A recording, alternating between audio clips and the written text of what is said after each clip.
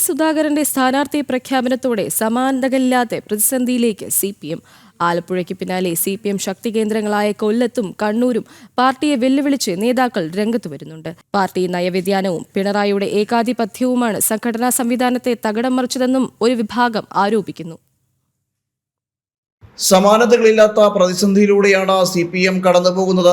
പിണറായിയുടെ നേതൃത്വത്തിൽ വിമതശല്യം ഇല്ലാതാക്കിയെന്ന് വീമ്പ് പറഞ്ഞ CPMനാണ് വിമതശല്യം തലവേദനയാകുന്നത്. മുതിർന്ന നേതാക്കളെല്ലാം പാർട്ടിയിൽ നിന്നും പുറത്തേക്ക് പോകുന്ന അസാധാരണമായ സാഹചര്യത്തിലൂടെയാണ് ഇന്ന് CPM കടന്നുപോകുന്നത്. പാർട്ടിയുടെ ശക്തി കേന്ദ്രം എന്ന് അവകാശപ്പെട്ടിരുന്ന കണ്ണൂരും ആലപ്പുഴയിലും കൊല്ലത്തും പാലക്കാടുമെല്ലാം നേതൃത്വത്തെ വെല്ലുവിളിച്ച് മുതിർന്ന നേതാക്കൾ രംഗത്തെത്തി. അതിലെ ഏറ്റവും ഒടുവിലെ സംഭവമാണ് മുതിർന്ന നേതാവ് G. സുധാകരന്റെ പുറത്തുപോകൽ. പാർട്ടി ബന്ധം ഉപേക്ഷിച്ച സുധാകരൻ മത്സരരംഗത്തിറങ്ങുന്നുവെന്ന് പ്രഖ്യാപിക്കുകയും ചെയ്തു. കഴിഞ്ഞ ദിവസങ്ങളിലായി സുധാകരനെ അനുനയിപ്പിക്കാൻ നടത്തിയ നീക്കങ്ങൾ അമ്പേ പരാജയപ്പെട്ടു. പിന്നാലെയാണ് കടുത്ത തീരുമാനത്തിലേക്ക് സുധാകരൻ കടന്നത്. സുധാകരൻ മത്സരരംഗത്തെത്തിയാൽ അത് കനത്ത പ്രഹരമാകും CPMനുണ്ടാക്കുക.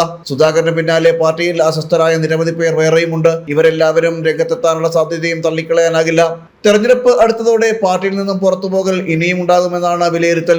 ഇതെല്ലാം സംസ്ഥാനത്തെ CPMനെ കനത്ത പ്രതിസന്ധിയിലാക്കുന്നുണ്ട്.